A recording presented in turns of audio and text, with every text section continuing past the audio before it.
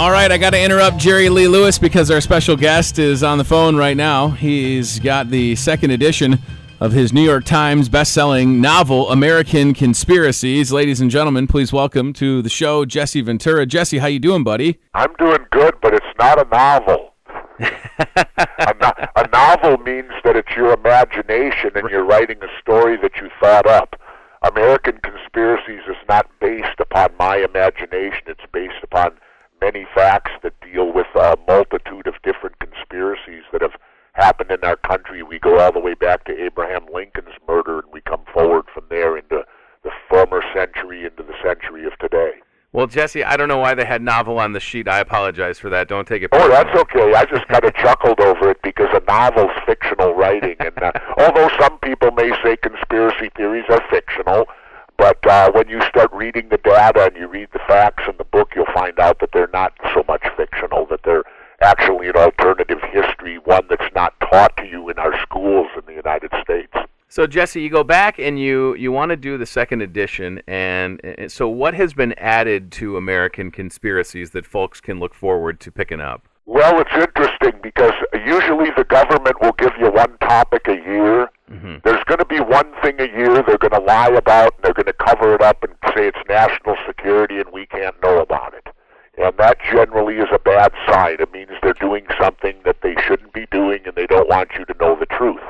What we cover in the new book is we update you on 9/11 because there's the 28 redacted pages of the 9/11 report that we're not allowed to see. And it's been over 10 years. And I know what's in those pages, and we reveal it in the book. And what it does, they're not being covered up because of national security.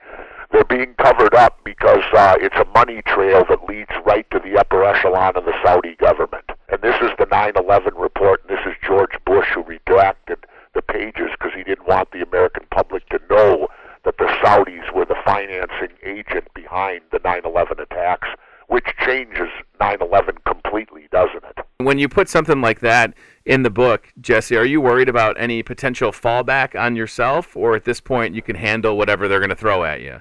I think I can handle whatever they're going to throw at me. They've been throwing things at me for a number of years now. They try to marginalize you. They attempt to kill your credibility. They get you involved in court cases and defamation lawsuits and things like that. But I can handle it. To me, all our facts are based up. This is their own report. This is not Jesse Ventura's report. This is the 9/11 Commission's report.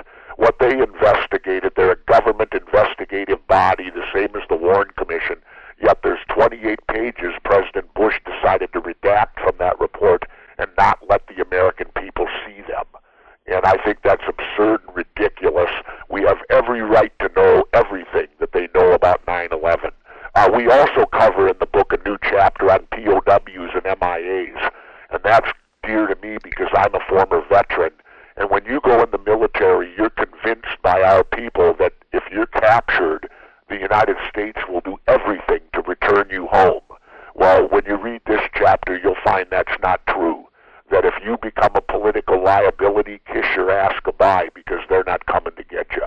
Jesse Ventura, we're in the state of Iowa, and with the Iowa caucuses happening soon, we have a lot of candidates. Hillary Clinton was here yesterday. Jeb Bush is here today in our town. I just want to get your thoughts on some of these folks running for office. I know you've talked about Donald Trump, but what are your feelings as we head into another, it's going to be one of those... Well, first of all, let me get my feelings out on the table right away. I think it's utterly absurd that we're even running campaigns for president over a year ahead of the election.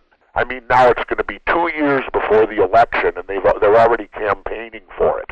Now, these people that are in elected office, like senators and governors and all that, they're not doing their jobs. They're busy running for presidents. Like you had Governor Walker of Wisconsin that just dropped out. I always questioned and said, who's running the state of Wisconsin while he's running for president? Right.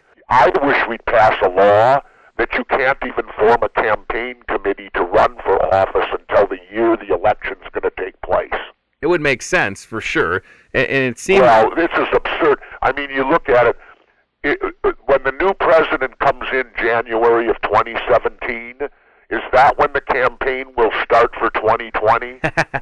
Right. I mean, it's getting that way, and how expensive it is. They're going to spend billions of dollars for a job that pays a few $100,000 a year. My father always told me that's how you know politicians are crooks, because they spend millions of dollars for a job that doesn't pay as much. And I can tell you this, when I ran for governor of Minnesota, I actually made more money doing the job than what I spent to get it. Wow. That's yeah, that doesn't Nobody happen. can make that statement. Right. No, in it's a big-time election in the last century, I don't believe.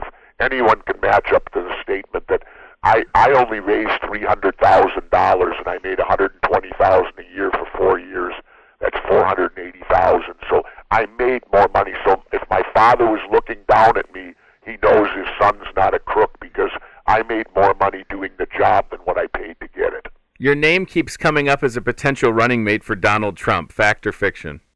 Well, it's somewhat. Well, that happened because on my Aura TV show, I had on Roger Stone, who's an operative for Trump, and Roger and I, and Donald Trump's been a friend of mine for going on 25 years now about. And all I said it having fun with Roger. I said, boy, if they wanted to really tick off the Republicans, Trump should take me as his VP, the ultimate independent. That'd drive him crazy. And it went ballistic. It went across the internet and all that. But I will say this.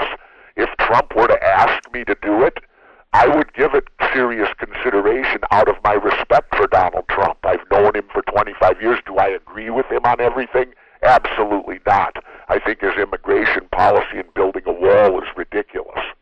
I mean, the icon of the Republican Party is Ronald Reagan. And Ronald Reagan's famous quote was, "Mr. Gorbachev, tear down this wall." Right. He's got to be turning over in his grave now, knowing that the Republicans want to build a wall and turn the United States into East Berlin. It's absurd. Jesse, before I let you go, I know you're busy. Again, Jesse Ventura, the second edition of American Conspiracies. So you kind of sort of answered my last question is, so you've been governor, you've had experience in politics. Would it take somebody like a Trump offering you a VP spot? Any interest in getting back into politics at all? No, it may not, because they're setting the table for me. The Libertarians have their convention in end of May, early June. And if you get the Libertarians to vote you as their candidate, you're then virtually on the ballot, I think, in 48 states. And if you're going to enter the race, why would you enter it now? Wait till they get the pikers out. Wait until the two parties are down to their two candidates. Then you come in as a third party or a third entity, and you got 5 months to change the momentum and steal the election. That's the way to do it. Entering this race now would be total stupidity, because all you'd be doing is spinning your wheels and wasting money. And not doing your job, right? That's for sure. Exactly, and not doing your job. Let me throw this at you. Think about the private sector for a moment. Could you go into your boss and tell your boss that you're taking a leave of absence for 6 months to go search for a better job, but you want to be paid for the one you're doing even though you're not there? No way. What do you think could happen in the private sector? The boss would tell you, don't let the door hit you in the ass on the way out, you're fired. You're absolutely right. Listen, Jesse Ventura, I appreciated your time this morning. The second edition of the best-selling book, American Conspiracies, is available right now, folks. You can pick it up, and we'll keep an eye on you, Jesse, to see if you do get an offer or if you become a candidate yourself. Thank you so much, buddy. Have a great day, okay? Thank you, Tony. We'll do it again sometime, and hi to everybody in Davenport. Take care. Bye-bye.